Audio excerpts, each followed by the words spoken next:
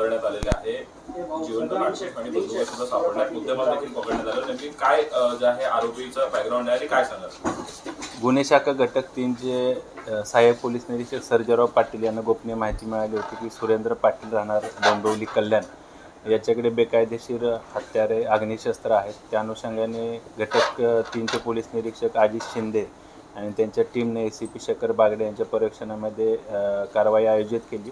त्यामध्ये सुरेंद्र पाटील याच्याकडे एकूण 3 देशी बनावटीचे पिस्टल, 1 सिक्सर रिव्हॉल्वर, 7 गावठी कट्टे, 1 रिकामे मॅगझिन, 2 एअरगन आणि 405 जिवंत काडतुसे, त्याचबरोबर 167 छरे आणि लोखंडी तलवारी, सुरा, चाकू आणि इतर साहित्य, त्याचबरोबर 3,52,000च्या नकली नोटा असा एकूण मुद्देमाल जप्त करण्यात आलेला आहे. या तपासामध्ये सुरेंद्र पाटील यांनी सदरचे हत्यारं किंवा अग्निशस्त्र वेपन कशासाठी आणले होते, त्याचा तो काय वापर करणार होता, या अनुषंगानं गुन्हे शाखा घटक 3चे पथक अधिक तपास करत आहे. सुरेंद्र पाटील याची आजपर्यंत पोलीस कोठडी रिमांड आहे. कुठला घेतलेले आणि कशा प्रकारे हे शस्त्राचं करायचं काय नेमकं? ही जी शस्त्र आहेत त्यानं कुठून खरेदी केली आणि त्याचा काय वापर करणार होता त्याची तपास अजून सुरू आहे. त्याची आजपर्यंत पोलीस कोठडी रिमांड आहे. त्याचा मान्य न्यायालयाला विनंती करून अजून पोलीस कोठडी रिमांड वाढवून घेऊन त्या अनुषंगाने पुढील तपास आम्ही करणार आहोत. हत्यारं वगैरे सगळे जे ठेवलेली जागा ती कशा प्रकारे ठेवली?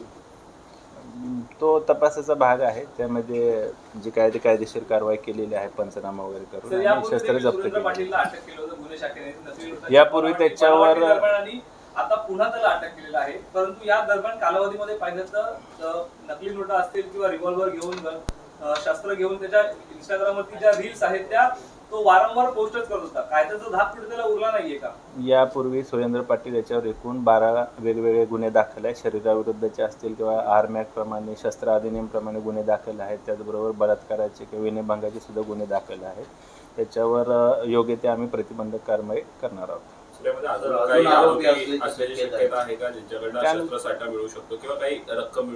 या शस्त्र खरेदीमध्ये किंवा शस्त्राचा वापर करण्यामध्ये त्याच्यासोबत अजून कोणी त्याचे साथीदार होते का, सहकार्य होते का, त्या अनुषंगाने देखील गुन्हे शाखा घटक 3चे पथक तपास करत आहे. सर, अशा प्रकारच्या रील स्टारला इन्फ्लुएन्स होऊन सध्याची तरुण पिढी कुठेतरी भटकते. काय पालकांना, मुलांना आव्हान मेसेज असेल जे रील स्टार अशा प्रकारे खोट्या बंदुकी किंवा पैशांच्या याच्यावर त्या एक वेगळ्या वर्णावर जाताना पाहायला मिळतात? मी या प्रेसच्या निमित्तानं आवाहन करतो की जे कोणी नागरिक आहेत, पीडित नागरिक आहेत, ज्यांची सुरेंद्र पाटील याच्याविरुद्ध काही तक्रार आहे, कारण सुरेंद्र पाटीलच्या विरुद्ध यापूर्वी गुन्हे दाखल आहेत, ज्यांची काही तक्रार असेल त्यांनी गुन्हे शाखेकडे संपर्क करावा.